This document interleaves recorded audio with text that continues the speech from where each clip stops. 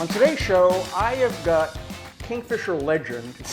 He kind of downplayed that a little bit. Ian Daugherty, did I say that right? That's right. All right, and kind of famous in Kingfisher with baseball and that kind of thing, and now you've moved past that. Yes, so tell us about growing up. I mean, obviously, if you've gotten this far in baseball, we'll tell you where he's going here in a minute, but if you've gone this far in like a really focus, what brought you to that? I mean, really, it was just kind of a sports-driven, sports-loving home that kind of grew up playing all sports, baseball, basketball, and football. I always kind of knew that baseball was my favorite, and I was talking to my mom about this a couple days ago, but she said that I was like 8, and I said, "Mom, I want to play this for as long as I can." And really? she told me that. I didn't even know I said that. But at that age, you knew. Okay. I knew. Yeah, she said I wanted to play baseball in college and play as long as I can. So I guess at a young age, I knew what I wanted. I knew what my goals were. Wow, that's profound. That is pretty cool. So now you weren't like the typical sports family. You're going to go play ball and that kind of thing. It was your choice. I mean, you really enjoyed doing this. Yeah, 100%. No, my parents never forced anything onto me. It was always me asking my dad to go hit, never my dad saying, "Hey, let's go hit." Really? It was always me asking him, and then it just kind of came to a point in our lives where I was like, all right, this is the daily routine. We go hit every day, we go work out every day, and it just kind of became our life, and we love that part of it. That is so cool. And then so now after, what did you do during high school? Did you have a job, or was it pretty much just working on your game? So it was pretty much just sports in school. I was fortunate enough my parents didn't make me work on top of that. But so my freshman year I played football and baseball. I didn't play basketball, just kind of to focus on two, give myself a little more time for baseball. And then once the college recruiting process got a little more serious, I decided to quit football, just focus on baseball. So sophomore year I just played baseball. And then Coach Reese, the basketball coach at Kingfisher, convinced me to play basketball my junior and senior year. So a little odd with kind of the flipping back and forth between football and basketball, but always baseball, and baseball was always number one sport and priority. That was always at the forefront of my mind. Even if it was football or even if it was basketball season, I was still getting my work in, and baseball was always what was most important to me. Wow. So did you get recruited at OSU, or how did that come about? Yeah, so I think it was 8th grade summer, going into my freshman year. I played at a showcase tournament in Stillwater, and I played in front of the coaches there, and they liked me then, and they gave my dad their business card, said we'll be in touch, and then played my freshman spring season for Kingfisher, and then went out and did the baseball travel circuit and got invited to a pretty big event, did well out there, got an offer from OSU. And a couple of days later, I was like, why wait? So I went ahead and committed there right before my sophomore year.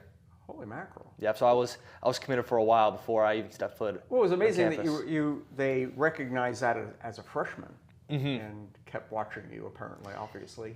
Yeah, the kind of the recruiting process has gotten younger and younger, trying to get on kids as early as they can, which is, there's pros and cons to it, but lucky for me, it was my dream school that hopped on me first. They were the first school that kind of showed interest. I assume there were others too. Yeah, there was. Wichita State actually was my first ever offer.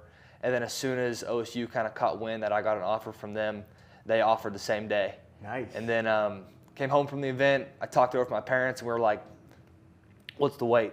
Yeah. So I called Coach Holliday over at OSU and said, hey, I want to be a Cowboy. So it was pretty cool experience for me and my family. Fantastic. So anybody that knows me knows I'm not a sports guy, so Ian's going to have to help me with some of this stuff, unless it has wheels on it, and then I can tell you anything you want to know about that. But so obviously baseball's your thing, but what else do you do? Do you have a life? What do you do on off time? Yeah, so I mean, baseball takes up quite a bit of it most days.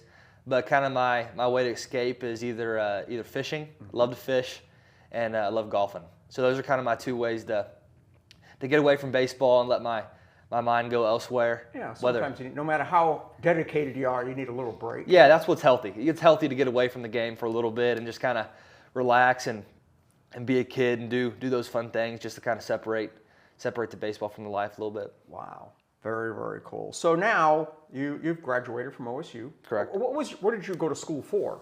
Finance. Finance. Yep. Oh, I was a finance okay. major. Very good. Yes, sir. Okay. So you know how to deal with it when you do get, That's right. famous. Yeah. Okay. That's good. right.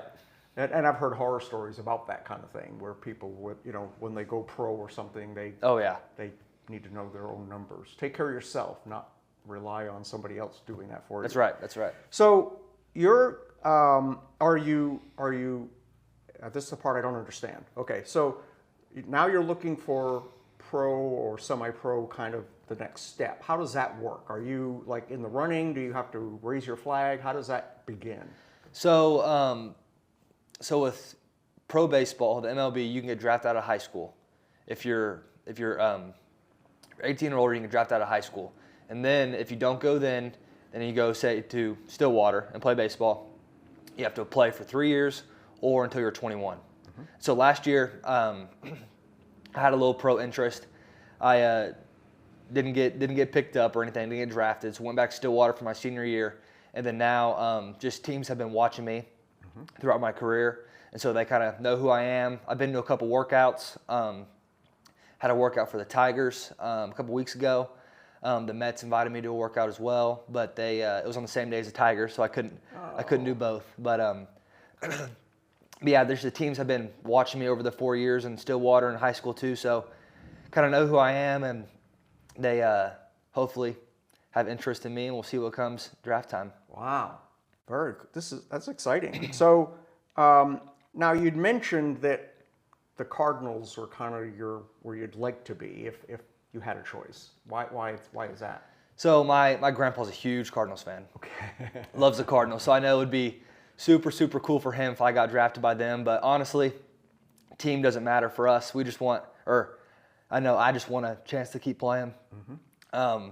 Yeah, teams doesn't matter to me. Just want a chance to keep playing, and I know whatever team I go to, my family will be the biggest fans of that team starting then. Oh, absolutely. Yeah. Oh, yeah. Whether they were or not. Exactly. Yes. And so what happens if you don't get picked up? Is there another path? Is there an option to? Yeah, so if you don't get drafted, you can sign a free agent deal. Mm-hmm. And that could be an option for me that I can sign after the draft, and I'll still be able to keep playing. And then, of course, if none of those things happen, I'll just get into the workforce, find a job with my finance degree, and start the real world. Sports-related finance degree. Yeah, no kidding. Be an agent or something. No kidding. I don't know. And now, so you're a catcher. Why did you decide to do that? That's like a hard job. Yeah. Ball coming at you 100 miles an hour kind of stuff. Yeah, it's not easy for sure. It's just kind of what I was good at growing up. Kind of the body style kind of fit, right? Mm-hmm. Not too fast, not too big. So kind of the catcher was the place for me. That was kind of my best spot growing up. And my travel ball coach always told me, "You're going to be a catcher." And I was younger, I'm like, "Yeah, no, I'm going to be a shortstop or a pitcher." Yeah. And then the older I got, I was like, "Yeah, he was right. I'm going to be a catcher."